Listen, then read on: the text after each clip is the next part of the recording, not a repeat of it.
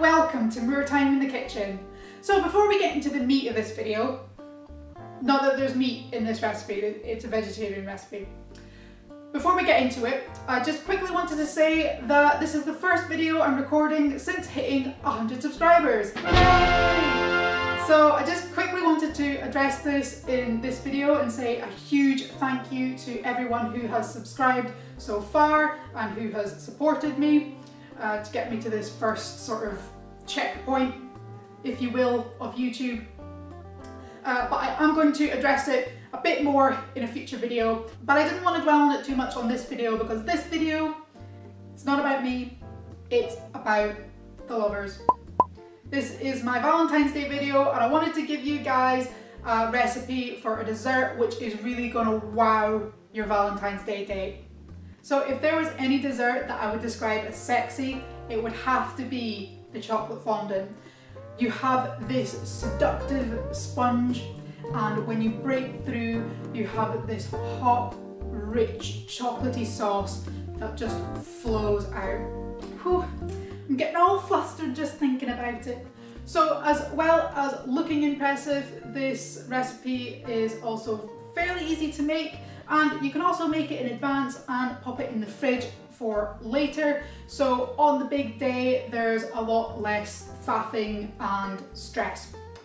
And in my recipe, I'm also adding a little boozy kick. I'm adding some cherry liqueur, or you could use cherry brandy if you prefer that.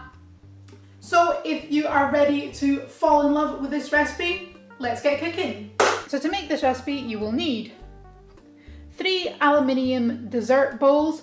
So I recommend these over ramekins because aluminium conducts heat better than a ceramic ramekin would, so you will tend to get a better bake in these. You'll also need a pastry brush, a spoon or spatula, a large bowl, an electric whisk. You can use a hand whisk, but you're going to need a lot of elbow grease. And you'll also need a small microwavable bowl. And I've got 2 sieves here. If you've only got one, then you can just wash them and dry them in between. And as for ingredients, you'll need about 2 tablespoons of cocoa powder. This is just an approximation and you'll see why in just a minute when we get into the recipe. You'll need 60 grams of butter and an extra tablespoon. I've probably got a little bit more than a tablespoon there, but again, that's an approximate. You need 60 grams of dark chocolate or plain chocolate, 60 grams of sugar. I've got golden castor sugar here. You'll need 2 eggs, a tablespoon of plain flour, and a tablespoon of your cherry liqueur or brandy. So I've got things started by preheating the oven to 200 degrees Celsius, and I've melted the extra butter in a microwavable dish. I won't tip that, otherwise I'll spill it all over the counter. And I'm going to get my pastry brush and dip that into the butter. And we're just going to paint our dishes, just using upward strokes. Make sure you give it a really good coating. This is going to stop the fondant from sticking to the dish. If it sticks to the dish, you'll end up with half of it coming out and half of it staying stuck in there, which you definitely don't want. And I'm also going to put a little bit of butter around the outside, just around the rim. And again, that'll stop it sticking to the rim. Make sure you've got the whole thing completely coated. You don't want any gaps there. Now once you've coated those in butter, I'm just going to take a plate, or you can do this over the sink if you prefer. And we've got the cocoa, and what I'm going to do is just dust the inside with the cocoa. And again, this is going to stop the fondant from sticking to the dish. Once those are done, you're going to tip them up and get rid of any excess. And then we can pop those to the side. Next, we're going to take our dark chocolate and our butter, and we're going to put them into the same bowl. The butter I'm just going to cut up into chunks, and you can see that I've already broken up the chocolate into smaller pieces. So that's going to help the chocolate to melt nice and evenly. So as I say, we're going to melt this, and you can do it over a bain-marie, but it's not really necessary because you've got the butter in there, and that's going to help stop the chocolate from burning. If you were melting just chocolate itself, it's a lot more likely to burn. So I'm just going to pop this in the microwave. I'm going to give it 30 seconds, give it a little bit of a stir, and then pop it in for an extra 15 to 20 seconds.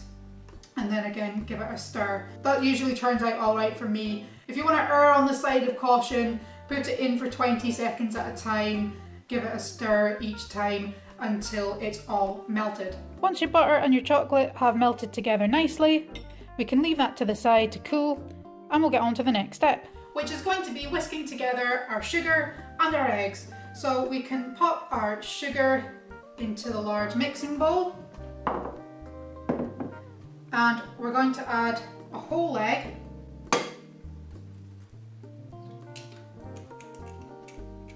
Just crack that in and get rid of the shell. And with our second egg, we actually only want the yolk from this. So there's a couple of different ways of doing this. I'm going to show you my method for separating the yolk and the white.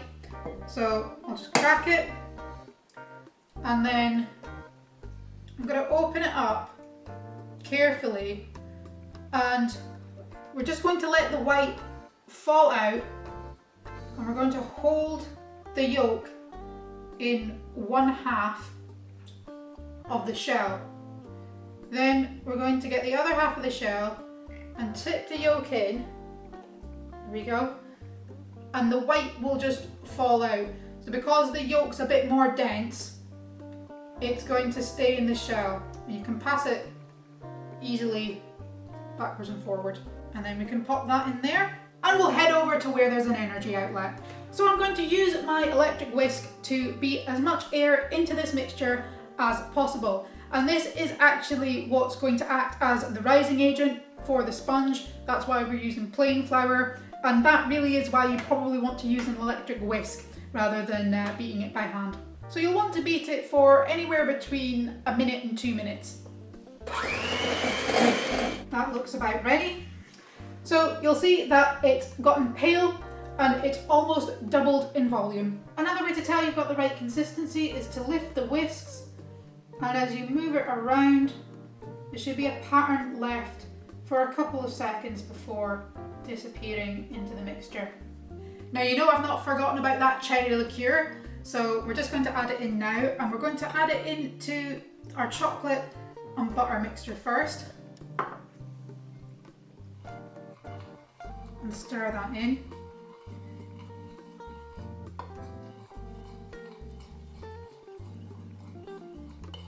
You want to wait until the chocolate is cooled before you do this, otherwise you run the risk of it splitting. We want to work that well into the chocolate butter mixture.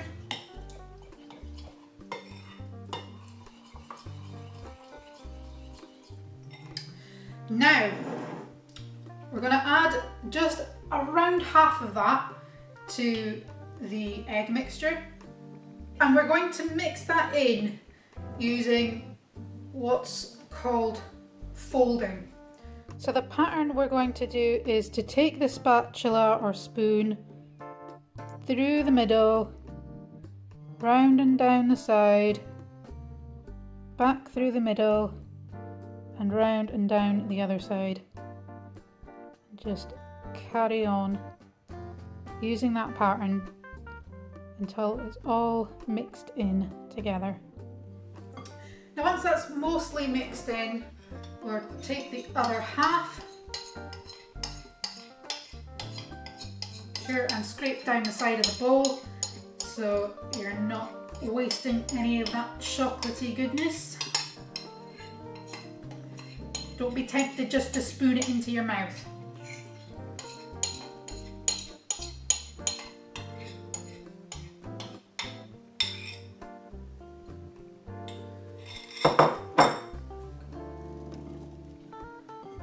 And then we're just going to keep on folding away. Now for our last ingredient to go in, we're going to again just add half of the flour. We'll want to sift that in, so again we're keeping lots of air in there. Pop that to the side for now. And again, fold it in, nice and gentle. And finally, the second half.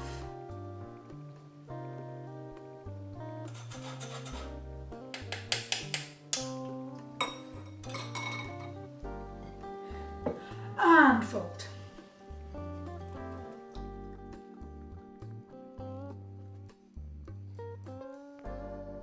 So I've brought the pudding bowls back over, and if you're wondering why we've got 3, it just so happens that the mixture works out for 3. Can't really get it down to a recipe for 2 exactly, because you can't really split an egg in half. That's kind of the deciding factor there, is the egg. You'd have trouble splitting an egg in half. So the third one I think is useful to have there, because it means that if you have a bit of an oopsie, if one doesn't quite turn out right, then you know you've got a fail-safe there. So last thing to do is just spoon the mixture into the pudding bowls.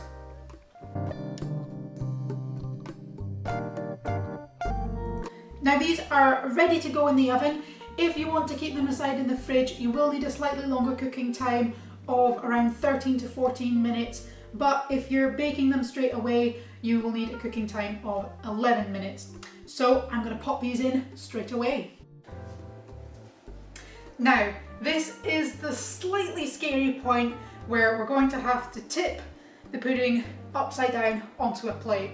So what I recommend you use for this is some cleaning gloves, because after leaving it for about half a minute to cool a little, it's still going to be really hot, so you don't want to touch it with your bare hands, but oven gloves are a bit useless.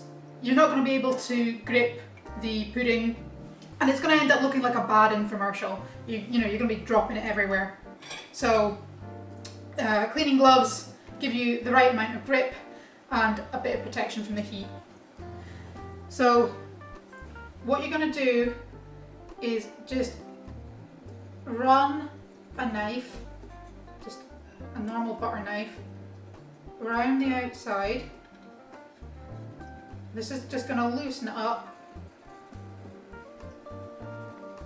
again, so that it's easy to tip out, so it's just fall out onto the plate. Here we go. Okay, just want to give it a tap to encourage it out. Doo-doo-doo-doo. There we go. That's it. That is your chocolate fondant pudding. Well, this is my chocolate fondant pudding. You can get your own.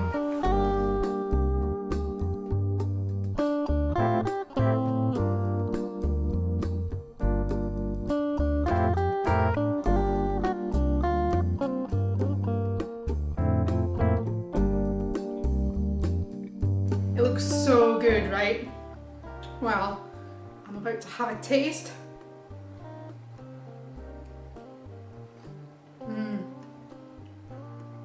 Wow. The chocolate flavour is so rich, lovely and warm, and you get that slightly boozy cherry hint as well. It's not overpowering. It doesn't feel like it's going to knock you out. It just tickles the tongue. So as always, thanks so much for watching. If you like this video, give us a like, give us a comment, and subscribe for more content like this in the future. But for now, if you don't mind, me and the dessert are going to have a little alone time.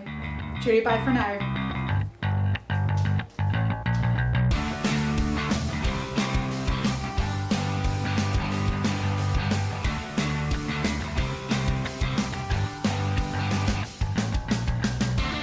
With our second egg, we only want the yolk. So we've got a whole yolk